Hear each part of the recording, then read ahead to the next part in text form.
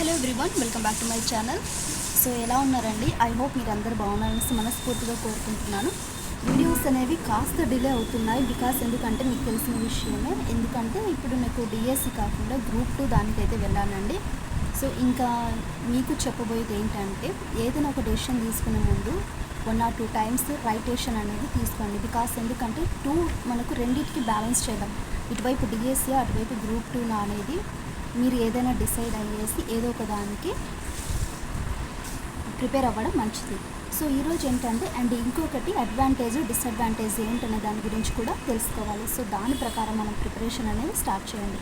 So ఈరోజు ఏంటంటే యాక్చువల్గా మనకు గ్రూప్ 2కి సంబంధించిన సిలబస్ ఏంటి, దానికి అనుగుణంగా మనకు చాప్టర్ వైజ్గా ఆ చాప్టర్స్ మనకు దేనికి యూజ్ అవుతుందనే దాని గురించి కంప్లీట్గా వీడియోలో 1 by 1 డీటెయిల్గా మీకు ఎక్స్ప్లెయిన్ చేస్తాను. సో వీడియోని స్కిప్ చేయకుండా లాస్ట్ వరకు చూడడానికి అయితే ట్రై చేయండి.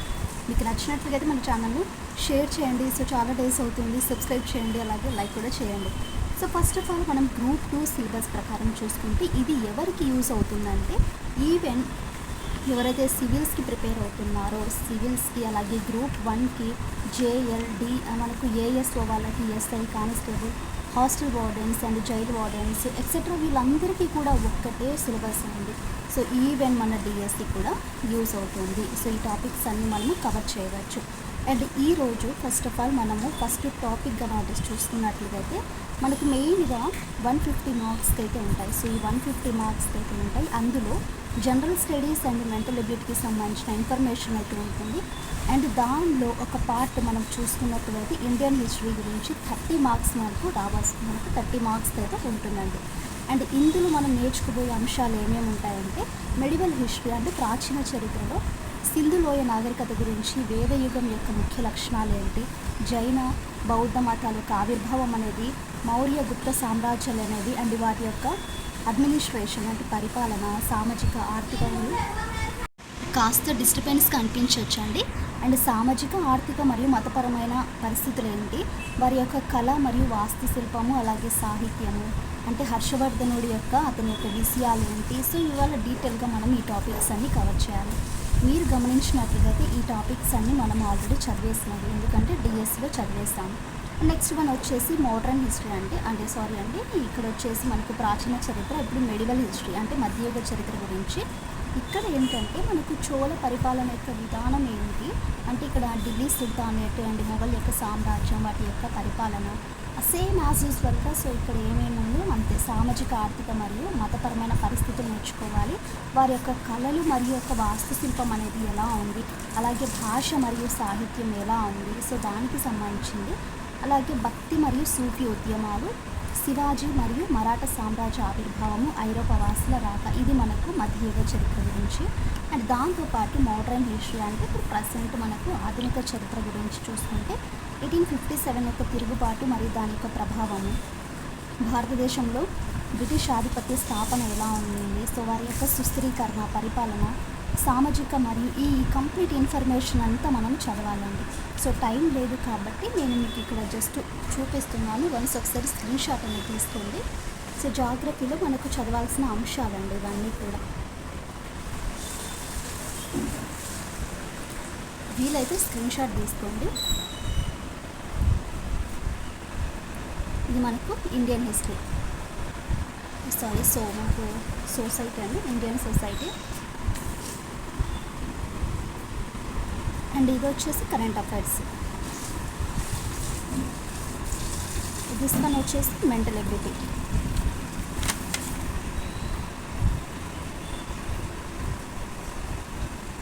ఈ 150 వచ్చేసి మనకు ప్రిలిమ్స్కి సంబంధించిన సిలబస్. అంటే ఇందులో మనం నేర్చుకోబోయే టాపిక్ ఏంటంటే, ఏదైతే మనకు కాస్త కష్టంగా అనిపిస్తుందో ఆ టాపిక్ గురించి అయితే మనం ఈరోజు నేర్చుకున్నాము. సో సముద్ర జలాలు అయితే కవర్ చేద్దామండి. ఈ సముద్ర జలాలు మనకు ఈవెన్ ఇంటర్మీడియట్లో డిఎస్లో కూడా చదివాము. సో చాలా కన్ఫ్యూజ్ ఉంటుంది. సో ఒకసారి కాన్సన్ట్రేట్గా దీన్ని అర్థం చేసుకుంటూ చదవడానికి అయితే ట్రై చేయండి. సో ఫస్ట్ ఇన్ఫర్మేషన్ చూస్తున్నట్లయితే మనకి ఇక్కడ సముద్ర జలాలు ఇచ్చారు కాబట్టి దానికంటే ముందు మనం ఆవరణాలు కూడా చదవాలి. సో ఆవరణాలు మనకి ఎన్ని టోటల్గా ఉన్నాయంటే 4 ఆవరణాలు అయితే ఉన్నాయి. సో ఆవరణాలు ఎన్ని ఉన్నాయండి? 4 ఆవరణాలు ఉన్నాయి. అందులో మనకు యాజ్ యూజువల్గా అట్మాస్ఫియర్, బయోస్ఫియర్, లిథోస్ఫియర్, జలావరణం అంటే వాతావరణము, జీవావరణము, శిలావరణము, జలావరణం. సో ఈ కంప్లీట్ ఇన్ఫర్మేషన్ అనేది మనకి ఇక్కడ అండర్లైన్ చేసి పెట్టాను. వన్స్ ఒకసారి చూడండి. ఎందుకంటే మెయిన్గా మనకి ఈ ఆవరణాల గురించి తెలిసి ఉండాలి. సో మనకి బేసిక్స్ అనేవి ఎప్పుడు కూడా తెలిసి ఉండాలి. యాజ్ ఎ సోషల్ టీచర్గా మనకి ఏంటంటే సోషల్ నేర్చుకుంటున్నాం కాబట్టి భూమి యొక్క ఆవరణాలు ఏంటి, సో దాని గురించి దాని భాష ఏంటి, దానికి సంబంధించిన మీనింగ్ ఏంటి అనేది చూడండి ఇక్కడ. అండ్ దీంతో పాటు మనకు మెయిన్గా మొత్తము భూమి ఉంటుందండి. సో ఈ మొత్తం యొక్క భూమిలో జలావరణం అనేసి పిలుస్తాం కదా. సో ఇందులో వచ్చేసి మనకు 97.2% వరకు సముద్రాలు అనేవి మొత్తం మనకు ఆక్రమించి అయితే ఉంటాయి. మరి ఇందులో భూమి మొత్తం విస్తీర్ణంలో చూసుకుంటే జలభాగం వచ్చేసి 70.78% ఉండగా మనకు ఆవరించి అయితే ఉన్నాయి కదా. మరి ఇందులో ఉత్తరార్ధగోళంలో ఎంత ఉందనే దాని గురించి చూసుకుంటే 39% అయితే ఉంటుంది. సో ఉత్తరార్ధగోళంలో 39% ఉండగా అంటే భూభాగం ఉంటుంది. ఇదంతా కూడా భూభాగము ఉంటుంది. అండ్ దాంతోపాటు 61% మనకు జలభాగం అయితే ఉంటుందండి. ఉత్తరార్ధగోళంలో 39% ఏముంటుంది, భూభాగం అయితే ఉంటుంది. మరి 61% ఏముంటుందంటే జలభాగం అయితే ఉంటుంది. మరి ఇదైతే ఉత్తర భాగం కదా. సో దక్షిణార్ధగోళంలో చూసుకుంటే 19% భూభాగం అయితే ఉంటుంది, 81% జలభాగం కలిగి ఉంటుంది. ఇక్కడ కన్ఫ్యూజ్ అవ్వతారు మీరు. ఉత్తరార్ధగోళంలో భూభాగం ఎంత ఉందండి, ఇక్కడ 39% అయితే ఉంటుంది. అండ్ జలభాగంలో చూసుకుంటే 61% అయితే ఉంటుంది.